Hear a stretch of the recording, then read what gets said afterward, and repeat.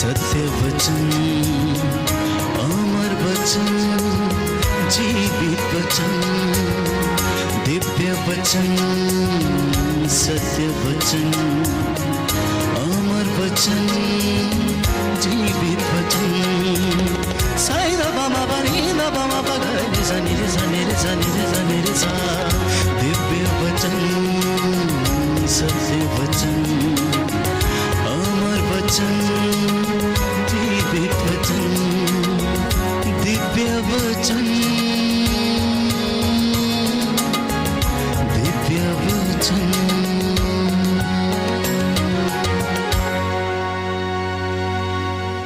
प्यारे भाई प्यारी बहन, आइए हम प्रार्थना करें, पवित्र आत्मा से अगुवाई मांगें कि वो हमको प्रभु के चरणों की ओर ले चले, जिससे कि हम उसकी हजूरी में कुछ समय बिता सकें।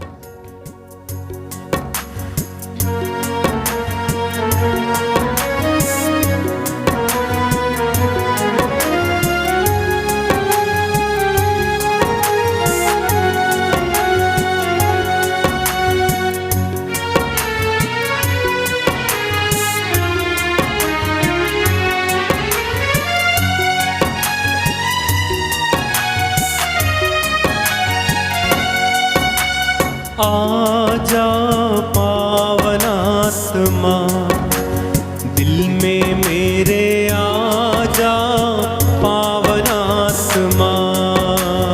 आजा पावनात्मा, दिल में मेरे आजा पावनात्मा।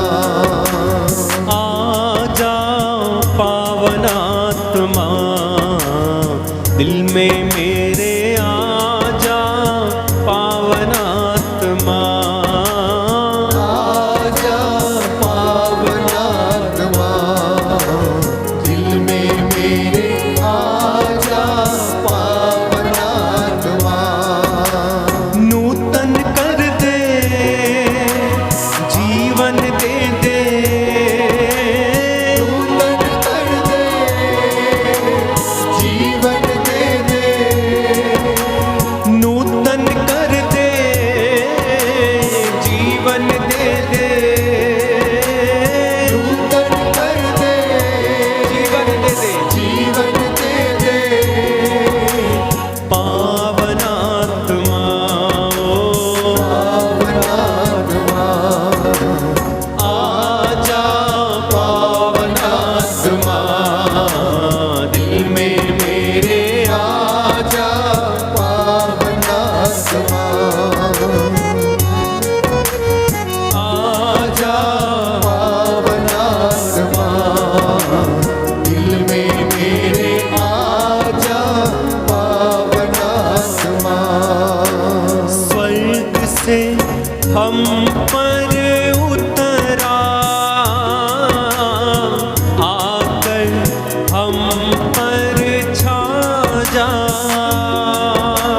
स्वर्ग से हम पर उतरा, आकर हम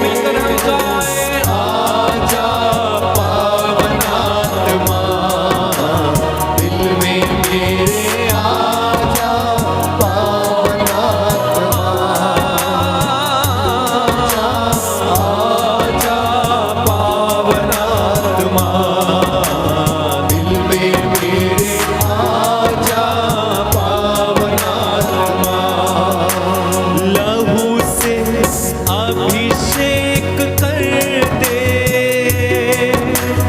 अग्नि से हमें शुद्ध कर दे, लहू से अभिषेक कर दे, अग्नि से हमें शुद्ध कर दे, लहू से हमें शुद्ध कर दे,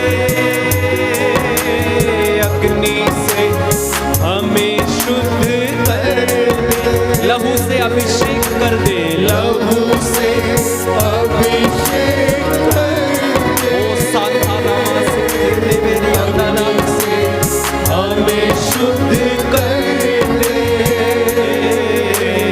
आजा पावनात्मा, दिल में मेरे आजा सब लोग मिलकर हम गाते जाएंगे, आजा पावनात्मा, दिल में मेरे आजा पावनात्मा, आजा पावनात्मा, दिल में मेरे आजा पावनात्मा, नूतन कर दे, पावन कर दे, नूतन कर दे, पावन कर दे, पावनात्मा, ओ पावनात्मा, आजा पावनात्मा, दिल में मेरे आजा पावनात्मा, मेरे मन में आजा पावनात्मा, मेरे मन में आजा पावनात्मा, मेरे घर में आजा पावनात्मा, मेरे घर में आजा पावनात्मा, मन में मेरे आजा पावनात्मा। कुछ क्षण के लिए मौन रहें, पवित्र आत्मा के अभिषेक को महसूस करें। प्रियजनों, पवित्र आत्मा हमारे बीच में है। प्रभु का सानिध्य हमें घेरे हुए हैं। अपने मन, अपने विचारों को, अपनी परिस्थिति को प्रभु के चरणों में समर्पित करना।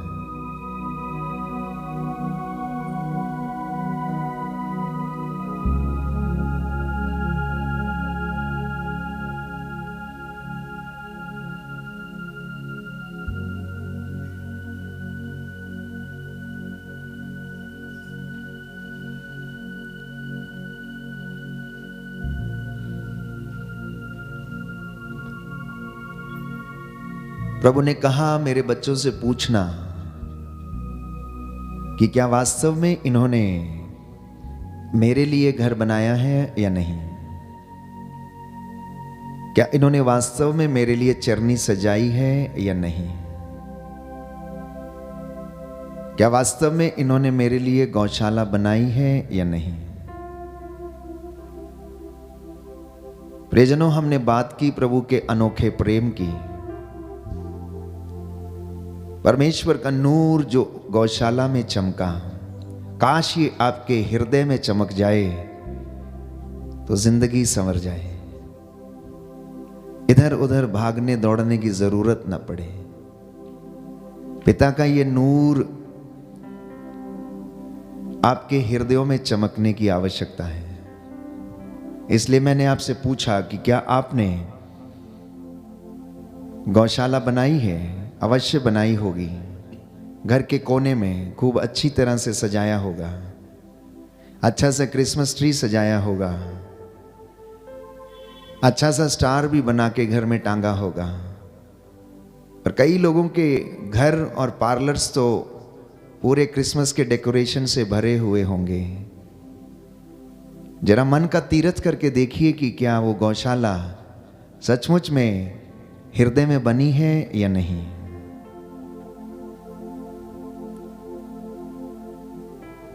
प्यारे भाइयों और बहनों, प्रभु यीशु जो आदि में शब्द था, बाइबल हमें बताती, योहन लिखता है, और ये शब्द परमेश्वर के साथ था।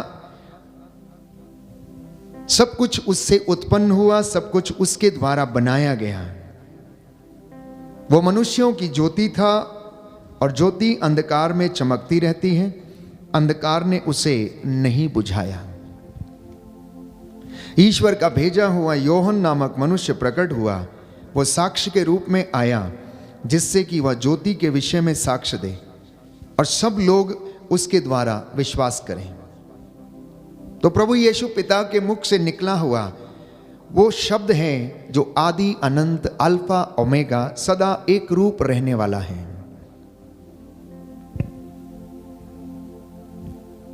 मैं आपको बताना चाहता हूं कि यीशु इस दुनिया में इसलिए आया ताकि वो पिता के प्रेम को हम सभी लोगों को दिखा सके, ईश्वर की महिमा हमारे बीच में प्रकट करें। ईश्वर कैसा दिखता है हम यीशु के द्वारा जान जाएं। वो मुझे और आपको उद्धार देने के लिए आया, जैसा कि बाइबल हमें बताती है। परमेश्वर का नूर जो यीशु मसीह इस दुनिया में, उस बियाबान रात में, उस गौशाले में जहां पर एक चरनी थी, नांद थी, उसमें चमका। प्यारे भाइयों और बहनों, कई लोग जो मसीह के विषय में नहीं जानते हैं, उनके सवाल है कि आखिर यीशु चरनी में क्यों पैदा हुआ, उसे और कहीं जगह क्यों नहीं मिली। प्यारे भाइयों और बहनों, बाइबल हमें बताती है कि उन्हें सराय में किसी भी व्यक्ति ने उन्हें जगह नहीं दी, उनके लिए कोई जगह नहीं थी।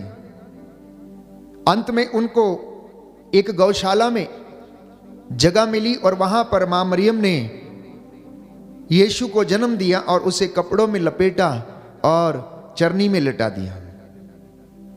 जानते हैं चरनी की खासियत क्या है? आपने देखा होगा जिनके घर में पशु हैं, तो पशु जब नांद में खाना खाता है या चारा खाता है तो उसे अपना सिर झुकाना पड़ता है। उस चरनी के अंदर जो चारा पड़ा हुआ होता है उसमें जानवर अपना सिर झुकाता है और उसको खाता है और उससे अपना पेट भरता है। तो यीशु मसीह के चरनी में पैदा होने का यह भी एक प्रतीक है कि जो कोई व्यक्ति यीशु के वचन को खाएगा उसे जीवन मिलेगा। जब वो चरनी के पास जाएगा तो उसे झुकना होगा, उसे आदर सत्कार और विनम्रता से प्रभु के चरणों में हाजिर होगा तो उसे जीवन मिलेगा। इतना ही नहीं, सबसे पहला दर्शन परमेश्वर ने पशुओं को दिया और उसके बाद उन गडरियों को जो रात की ठंडी बर्फीली रातों में अपनी भेड़ों को चरा रहे थे। पिता ने अपने इकलौते पुत्र यीशु मसीह को, प्यारे भाइयों और बहनों, अपनी योजना के मुताबिक उस चरनी में जन्म लेने के लिए भेजा, जिससे कि वो हमारे हालात को जाने, आपके हालात को जाने, आपकी परिस्थिति से वो वाकिफ हो कि आप कैसे जीते हैं। वो आपको देखने के लिए आया। शायद यदि वो एक बहुत बड़े महान व्यक्ति के रूप में आता या राजा के रूप में आता तो लोग उसे पहचानते नहीं, लोग उसके कामों को जान नहीं पाते, लोग उसकी दीनता को पहचान ना सकते थे। इसलिए परमेश्वर की योजना के मुताबिक, प्यारे भाइयों और बहनों, यीशु मसीह उस गौशाला में आया और गौशाला की अपनी खासियत है। पुराने जमाने में हम जानते हैं कि गौशालाएं गुफाओं में हुआ करती थी। मुझे जब यरूशलेम जाने का मौका मिला तो वहां पर प्रभु की जन्मस्थली, जिस जगह पर मां मरियम ने यीशु को प्रसव किया था, उस जगह को देखने का मौका मिला। वो जगह आज भी वैसी ही है। प्यारे भाइयों और बहनों, उसको प्रिजर्व किया गया है। जितने लोगों ने बेथलेहम में उस जगह को देखा है, वो आज भी गुफा के अंदर वैसी ही है, इंटैक्ट है। यदि मैं आपसे एक और सवाल करूं कि क्या वास्तव में आपने अपने घर में चरनी बनाई है, तो आप कहेंगे जी हां फादर, हमने अवश्य चरनी बनाई है। पर संत पिता अलेक्जेंडर कहते हैं कि क्या फायदा यदि यीशु इस दुनिया की 1000 चरनियों में जन्म ले ले, परंतु मेरे हृदय में जन्म ना ले, तो ऐसी क्रिस्त जयंती से क्या फायदा। यदि आपके घर में या आपके परिवार में या खानदान में 4 चरनियां या 10 बनी हुई हैं और उसमें यीशु लेटा हुआ है, बालक यीशु की प्रतिमा वहां पर रखी हुई है, और यदि वो आपके हृदय में जन्म नहीं लेता, तो प्यारे भाइयों और बहनों, ऐसी तमाम चरनियां बनाने से कोई फायदा नहीं। इसलिए हमें उस व्यक्ति को जानना पहचानना है कि वास्तव में उस चरनी में लेटा हुआ वो व्यक्ति वास्तव में वो कौन है। इसलिए मैंने कहा कि क्रिसमस एक अनुभव है और उस अनुभव को हमें जानने की आवश्यकता है और उस अनुभव को लोगों के साथ बांटने की आवश्यकता है। तो सबसे पहले कि यीशु मसीह कौन है, ये हर एक व्यक्ति को जानना चाहिए। आप लोग जानते हैं कि यीशु मसीह कौन है। पिता के मुख से निकला हुआ शब्द है, वो आदि अंत अल्फा ओमेगा। उसे बहुत सारे नाम दिए गए हैं। वो सच्चा चरवाहा है, वो सच्चा मेमना है। प्यारे भाइयों और बहनों, वो पिता का अब्दी नूर है, कायनात बनाने वाला है, असली और अब्दी है, वो सच्चा है। यीशु कायनात बनाने वाला, संभालने वाला, उसे चलाने वाला, न्याय करने वाला है। यीशु खुदा है। इब्राहिम के पहले वो विद्यमान था, सृष्टि के पहले से वो विद्यमान था। बादशाहों का बादशाह है, प्रभुओं का प्रभु, राजाओं का राजा है। यीशु आदर, महिमा और सम्मान का अधिकारी है। दुनिया में ऐसा कोई पैमाना नहीं है जो उसके प्रेम की लंबाई चौड़ाई को नाप सके। प्यारे भाई और बहनों, दुनिया में ऐसी कोई चीज नहीं है जो उसकी मोहब्बत को परख सके या उसके इरादों को जान सके। ऐसा कोई गुनाह नहीं है जो कि उसके ऊपर साबित किया जा सके। यीशु खुदा का बेटा है, उसके जैसा ना तो कोई है ना तो कोई होगा। और प्यारे भाइयों और बहनों, क्योंकि यीशु असली, अब्दी और सच्चा है। वो प्रभु इस दुनिया में, उस गौशाला में उसने जन्म लेने की कृपा की। इसलिए मेरा और आपका कर्तव्य है कि हम वो गौशाला अपने हृदय में बनाएं, क्योंकि वो हमारे हृदयों की थाह लेता है, हमारे हृदयों की बातों को जानता है। तो इसलिए मैंने आपसे कहा कि परमेश्वर की इच्छा यही है। हम योहन के 3 पत्र अध्याय 1 पद संख्या 2 में पढ़ते हैं कि प्रभु का वचन ये कहता है कि मेरी हार्दिक कामना है कि आपका सब तरह से कल्याण हो और आपकी आत्मा की तरह आपका शरीर भी स्वस्थ रहे। बस परमेश्वर यही करने के लिए आसमान से धरती के ऊपर उतरा। हमने प्रभु के जन्म को बड़े समारोह के साथ मनाया है। हमने बहुत सारे जश्न मनाए हैं क्रिस्त जयंती के अवसर पर, परंतु अपने आप से पूछकर देखिए कि क्या वास्तव में प्रभु यीशु ने मेरे हृदय में जन्म लिया है या नहीं। तो मैं आपसे कह रहा था कि इस बात को जानना अनिवार्य है कि यीशु कौन है और क्यों इस धरती के ऊपर आया। और मैंने आपसे कहा कि यीशु कमजोरों की ताकत है, उनका हौसला है, गुनाहगारों को बचाने वाला प्रभु है, पापियों की वो नजात है, बीमारों को वो शिफा देता है, अंधों को आंखें देता है, लंगड़ों को पांव, गूंगों को वाणी, मफलूसों को बहाल करता, मुर्दों को जिंदा करता, बदरूहों को निकालता और कोड़ियों को शुद्ध करता है। ये वो प्रभु है प्यारे भाइयों और बहनों, जो ये कहता है कि पानी अंगूरी में बदल जाए तो ऐसा ही होता है।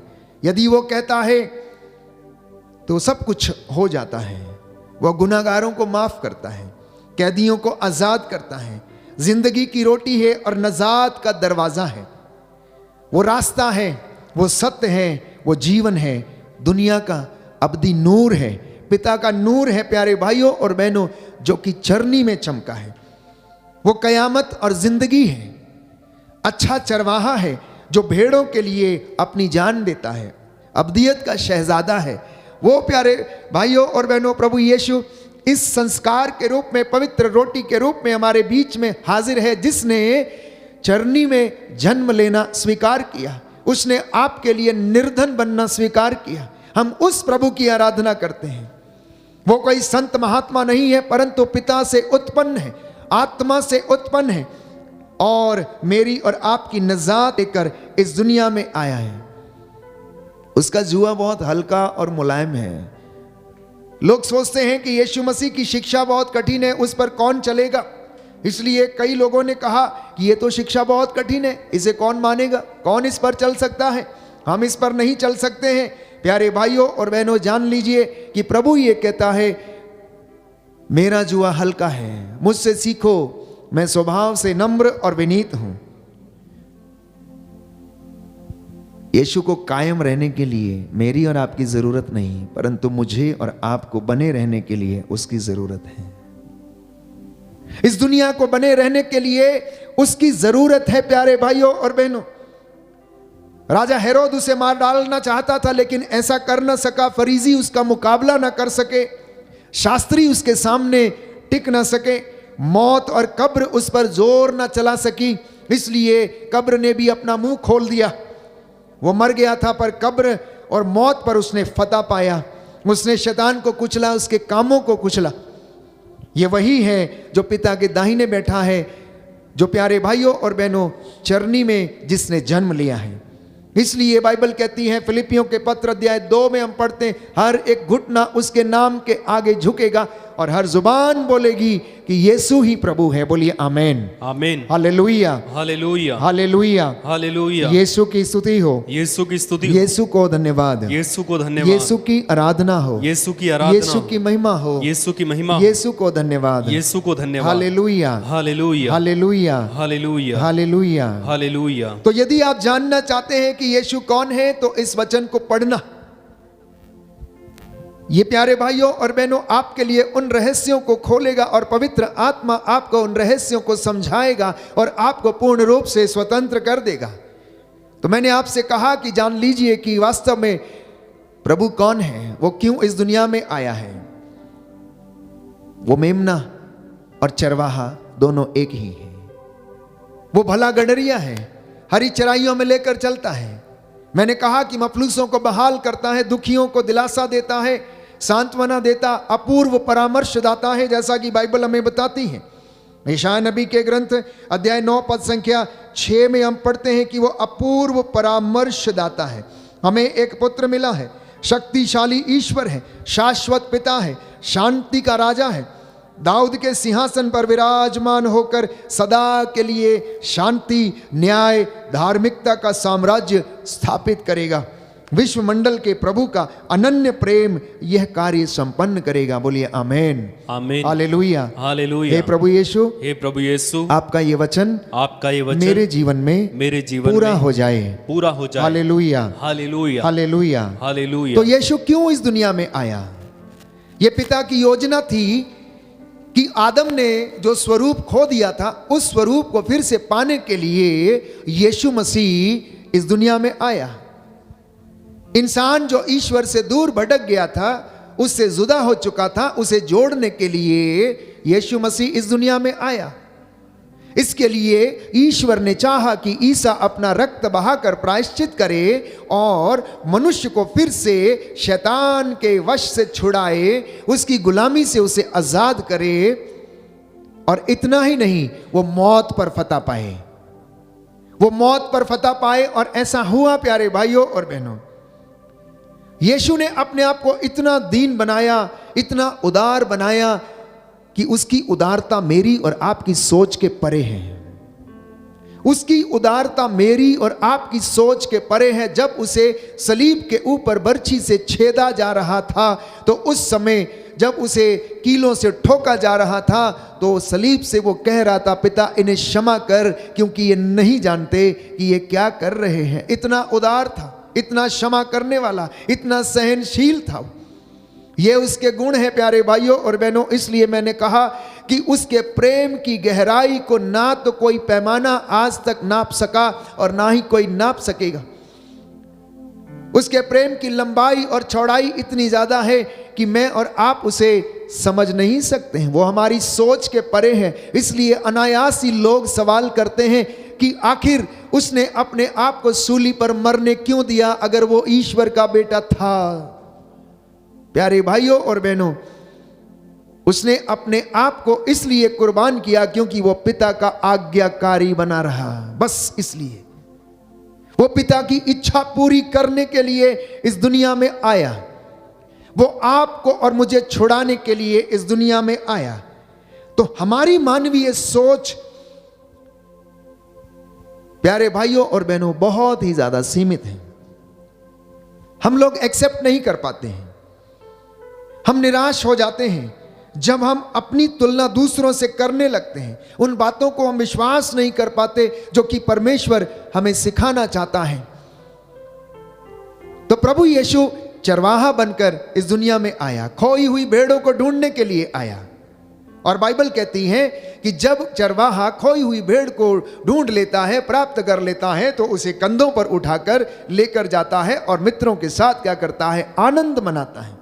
ऐसा एक सुंदर उदाहरण हम लूकस के सुसमाचार में पढ़ते हैं प्यारे भाइयों और बहनों, उड़ाऊ पुत्र के विषय में, कि किस तरह से पिता अपने उस उड़ाऊ पुत्र के विषय में जो खो गया था उसके लिए इंतजार करता है, उसे क्षमा करता है, नए वस्त्र पहनाता है, पैरों में जूते पहनाता है, हाथ में अंगूठी पहनाता है, उसे अच्छा कुर्ता पहनाता है, गले से लगाता है। ये प्रेम यीशु मसीह ने मुझे और आपको दिखाया प्यारे भाइयों और बहनों, उन्होंने करके दिखाया।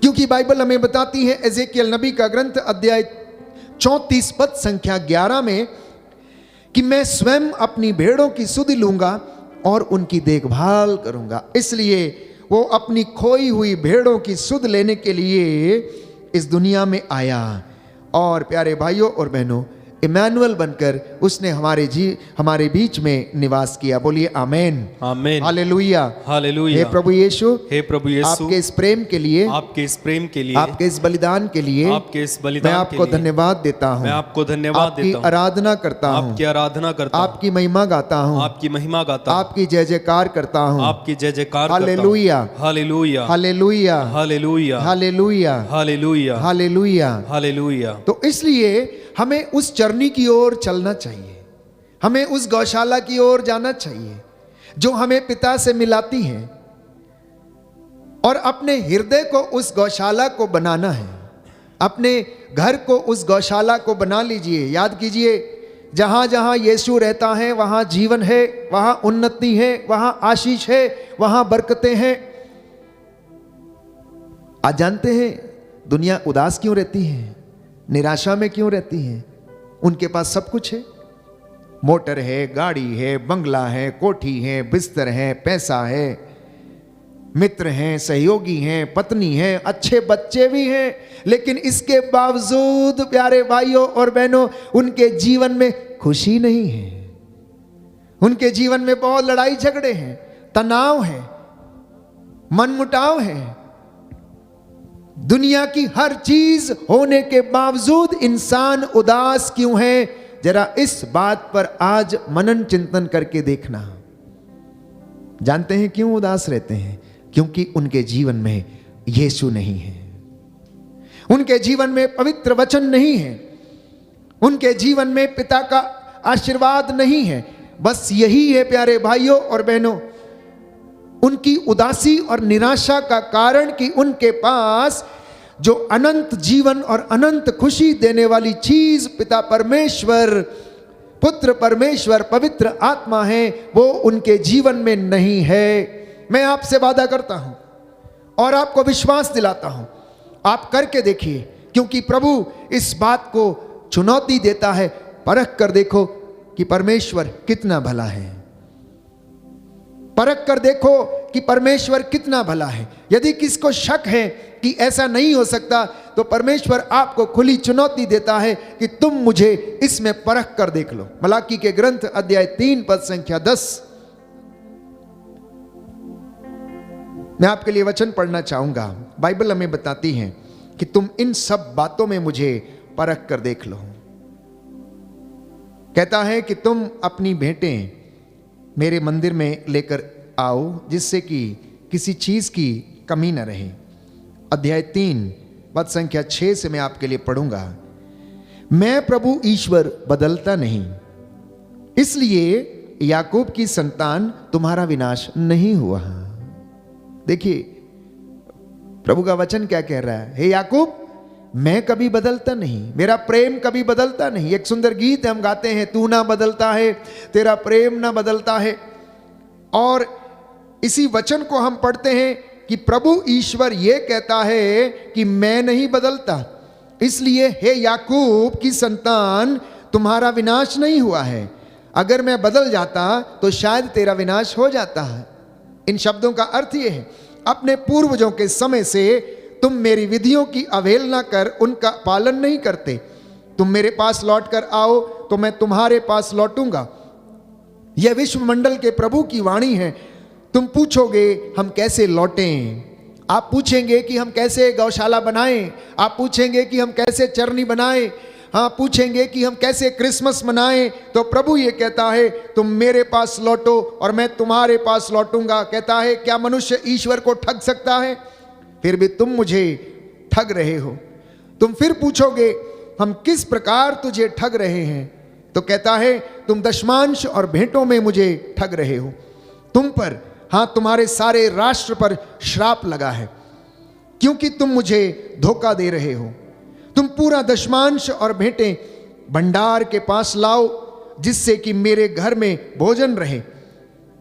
विश्वमंडल का प्रभु ये कहता है, इसमें मुझे परख कर देख लो कि मैं अपने बादलों को आज्ञा दूंगा और तुम पर भरपूर वर्षा की आशीष प्रदान करूंगा।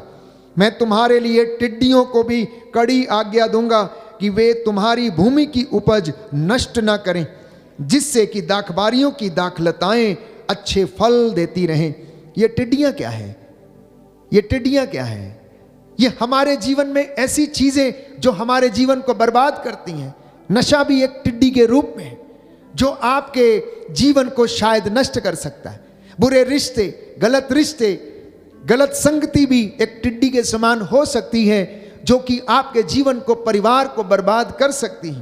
क्रोध, अहंकार, ईर्ष्या, द्वेष, घृणा, ये भी प्यारे भाइयों और बहनों इन टिड्डियों के समान हो सकती हैं, जो आपकी भूमि अर्थात आपके घर, आपके बच्चों को और आपके जीवन को नष्ट कर सकती हैं। प्रभु विश्वमंडल का प्रभु ये कहता है, सभी राष्ट्र तुमको धन्य कहेंगे, क्योंकि तुम्हारा देश एक मनोहर देश होगा। बोलिए आमीन, आमीन। हम इस गीत को गाएंगे, तू ना बदलता है, तेरा प्यार ना बदलता है, बस तू ही वो खुदा है जिसकी हम आराधना करते हैं। तो प्यारे भाइयों और बहनों, बाइबल हमें बताती है कि वो परमेश्वर धरती पर आया, इमैनुअल बनकर हमारे बीच में उसने निवास किया और आज भी महिमा में, शरीर में वो हमारे बीच में रहता है। बोलिए आमीन, आमीन। तो पद संख्या 17 में हम पढ़ते हैं कि विश्वमंडल का प्रभु ये कहता है, जो दिन मैंने निश्चित किया उस दिन वे मेरे अपने होंगे, और जिस तरह कोई अपनी सेवा करने वाले पुत्र पर दया करता है, उसी तरह मैं भी उन पर दया करूंगा। बोलिए आमीन, आमीन। यह परमेश्वर का वादा है कि मैं भी उन पर दया करूंगा। जो दिन मैंने निश्चित किया है उस दिन मैं उनके ऊपर दया करूंगा। किंतु तुम पर, जो मुझ पर श्रद्धा रखते हो, धर्म के सूर्य का उदय होगा और उसकी किरणें तुम्हें स्वास्थ्य प्रदान करेंगी। तब तुम उसी प्रकार उछलने लगोगे जैसे बछड़े बाड़े से निकलकर उछलने कूदने लगते हैं। और वो नूर, वो धर्म का सूर्य प्यारे भाइयों और बहनों मेरे और आपके लिए चरनी में आया है, जो कभी नहीं बदलता है, जो हमेशा एक रूप रहता है, सदा एक रूप रहता है, जो आपको निरंतर ब्लेस करता है, अपनी भेड़ों की रखवाली करता है। प्यारे भाइयों और बहनों, हम उस प्रभु की महिमा करें।